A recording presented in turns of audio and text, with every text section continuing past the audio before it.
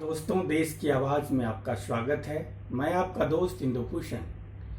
आज बात करेंगे सुशांत सिंह राजपूत आत्महत्या मामले की।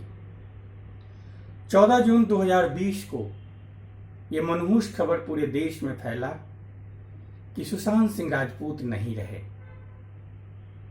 आप जानते हैं, सुशांत सिंह राजपूत फिल्म उद्योग में बालाजी प्रोडक्शन द्वारा निर्मित और एकता कपूर द्वारा निर्देशित एक सामाजिक सीरियल पवित्र रिश्ता से पूरे देश में प्रसिद्ध हुए थे। आज आत्महत्या के 90 दिनों के बाद जो कहानी आ रही है वह एक अपवित्र रिश्ते की कहानी कह रही है। 14 जून 2020 को जब आत्महत्या होता है या आत्महत्या की खबर फैलती है, पूरा देश सन्नाटे में आ जाता है। एक उभरता हुआ अभिनेता, एक क्षमतावान अभिनेता यूं काल के गाल में कैसे समा गया, ये एक प्रश्न चिन्ह खड़ा होता है पूरे देश में। कोई व्यक्ति आत्महत्या क्यों करेगा जिसकी करियर में कोई बहुत बड़ी गिरावट नहीं थी, जिसकी क्षमता में कोई कमी नहीं थी, जिसको काम मिलने में कोई समस्या नहीं आ रही थी, वह व्यक्ति आत्महत्या क्यों करेगा। 14 जून 2020 से मुंबई पुलिस इस आत्महत्या कांड की जांच करती है और लगातार 65 दिनों तक इस जांच को जारी रखती है। लेकिन इस बीच कई सवाल जो देश के जनमानस में तैर रहा था, उन प्रश्नों का जवाब मुंबई पुलिस नहीं दे रही थी। मुंबई पुलिस एक प्रायोजित दिशा में आगे बढ़ रही थी। ऐसा लग रहा था जैसे मुंबई पुलिस किसी सच को छुपाने का प्रयास कर रही है। 26 जुलाई 2020 को इस मामले में सुशांत सिंह राजपूत के परिवार के द्वारा, उनके पिताजी श्री के सिंह द्वारा एक एफआईआर पटना में दर्ज कराया जाता है। उस एफआईआर के बाद इस कहानी में आश्चर्यजनक रूप से एक परिवर्तन आता है। जिस दिशा में मुंबई पुलिस जा रही थी, उस दिशा के विपरीत एक नई कहानी का जन्म होता है। कहानी में आता है आर्थिक अपराध का, मानसिक अपराध की एक नई कहानी।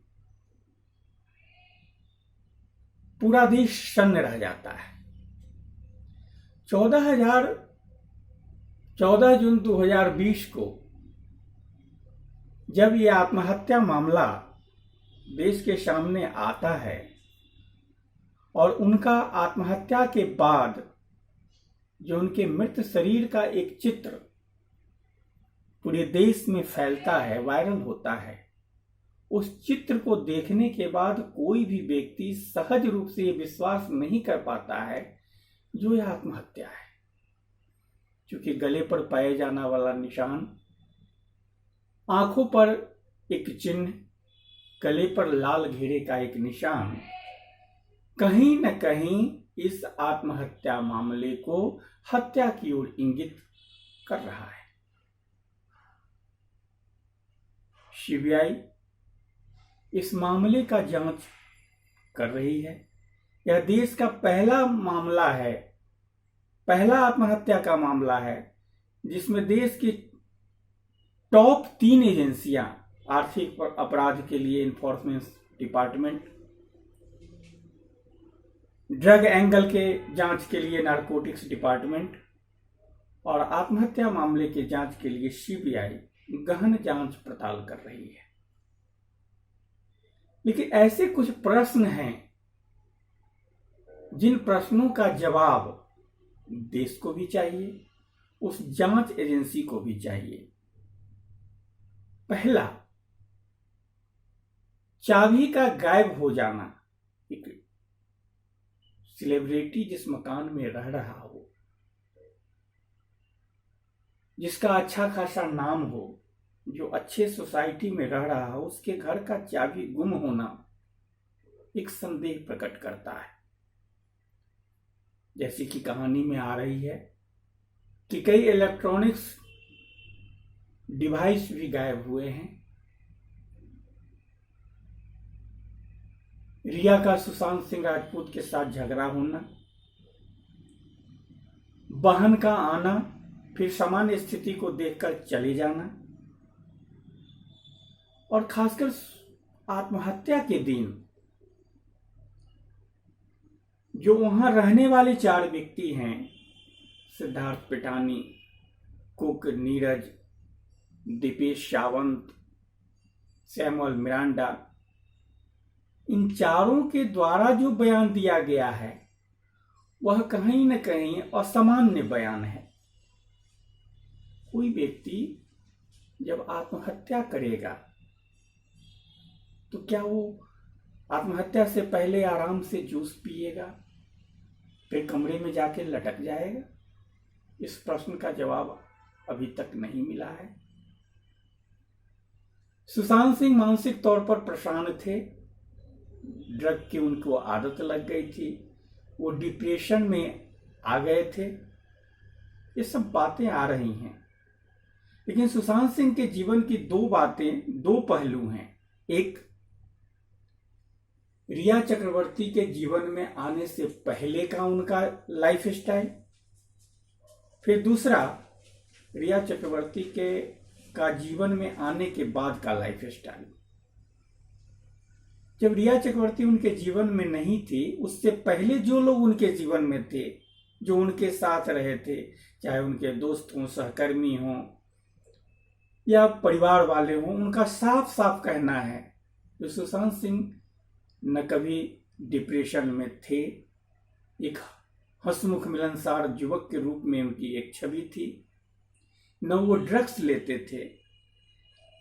लेकिन जब रिया चक्रवर्ती का जीवन में आगमन आता है तो कहानी पलट जाती है।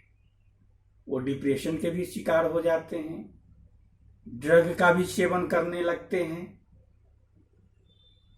और रिया का ये बयान, जहां सुशांत ड्रग्स लेते थे, वो डिप्रेशन में थे, मेरे उनके जीवन में आने से पहले से वो मादक पदार्थ ले रहे थे, एक सफेद झूठ के सिवा और कुछ नहीं दिखता है। क्यों कि जो व्यक्ति किसी के साथ किसी को अपना जीवन साथी बनाना चाहेगा, वो एक बीमार व्यक्ति को ड्रग्स क्यों देगा? उसके लिए ड्रग्स की व्यवस्था क्यों करेगा? कोरोना के काल में, लॉकडाउन के इस जटिल समय में क्यों इतना मादक पदार्थ को बाजार से जुटाने के प्रयास करेगा? ये बातें साबित करती हैं जो सुशांत सिंह राजपूत एक गलत संगति वाले गिरोह में फंस गए थे, और यही कारण है जो मानसिक तौर पर परेशान थे। उन्होंने आत्महत्या क्यों किया, या उनकी हत्या हुई तो हत्या की क्या वजह थी? जितने प्रश्न उठते हैं उतने जवाब मिलते हैं, लेकिन जितने जवाब मिलते हैं उतने ही प्रश्न खड़े हो जाते हैं इस जांच में। यह कैसा संजोग है कि जिस एकता कपूर के द्वारा प्रस्तुत सुशांत सिंह राजपूत का आत्महत्या का मामला एकता कपूर के सीरियल के तरह ही आज अंतहीन सिलसिला की ओर बढ़ चला है। उम्मीद है सीबीआई इस अंतहीन सिलसिला का एक ठोस जवाब जनता के सामने लाएगी। सुशांत सिंह राजपूत ने आत्महत्या किया या उनकी हत्या हुई, इस सच को कम से कम जनता के सामने सीबीआई जल्द से जल्द लाए। शायद इसीलिए उसने अखिल भारतीय आयुर्विज्ञान संस्थान के फॉरेंसिक विशेषज्ञों की सेवाएं ली हैं। और आपको बता दूं, यदि 1 महीने बीतने के बाद और 90 दिनों के जांच के बाद कम से कम दिल्ली एम्स के डॉक्टरों के द्वारा अब तक फॉरेंसिक रिपोर्ट न दिया जाना भी आत्महत्या की कथित कहानी पर एक संदेह पैदा करता है। क्योंकि आत्महत्या का मामला जब कोई भी जांच एजेंसी आत्महत्या की जगह पे जाती है तो अगले 24 घंटे में किसी न किसी निष्कर्ष पर वो पहुंच जाती है, जहां ये आत्महत्या है या नहीं है। है तो क्यों है, नहीं है तो फिर क्यों है। लेकिन इस मामले में न हत्या की गुत्थी सुलझ रही है, न आत्महत्या की गुत्थी सुलझ रही है। इसका कारण है कई रहस्यमयी कहानियों का रहना। सोशल मीडिया पर एक कहानी और भी आ रही है दिशा साल्यान का। दिशा साल्यान उनकी पूर्व मैनेजर थी, प्रबंधक थी, और उनके व्हाट्सएप चैट से ये बात भी सामने आया है कि जब मैनेजर पद से वो हटा दी गई, जिस कंपनी के द्वारा वो नियुक्त की गई थी सुशांत सिंह राजपूत के यहाँ, उसके बाद भी दिशा साल्यान के संपर्क में सुशांत सिंह थे। उनसे उनका अच्छा संबंध था। हो सकता है उनकी आत्महत्या से या उनकी हत्या से वो परेशान हुए होंगे, उनकी मानसिक स्थिति असंतुलित हुई होगी। इसलिए सीबीआई से मेरा आग्रह है कि 3-4 प्रश्नों का वो जवाब गंभीरता पूर्वक ढूंढे कि वो गले पर पड़ा निशान और आंखों पर दिखने वाला निशान किस चीज का इशारा कर रहा है। सुशांत सिंह राजपूत के मामले में पोस्टमार्टम में इतनी जल्दी क्यों की गई, जबकि दिशा साल्यान के पोस्टमार्टम में बहुत ही विलंब किया गया है। उनकी आत्महत्या या हत्या 8 जून को होती है, 11 जून का उनका पोस्टमार्टम होता है। इतना विलंब क्यों?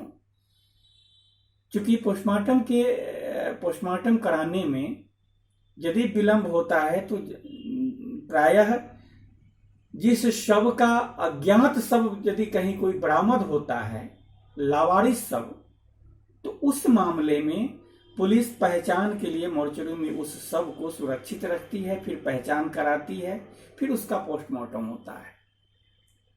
लेकिन जहां पहचान उजागर हो गया होगा, दिशा साल्यान मुंबई में ही रहती हैं, उनके माता पिता भी वहीं रहते हैं, तो फिर उनके पोस्टमार्टम में इतना विलंब क्यों? इस प्रश्न का जवाब सीबीआई को ढूंढना चाहिए। और जो कहानी आ रही है जिसमें ड्रग्स एंगल है,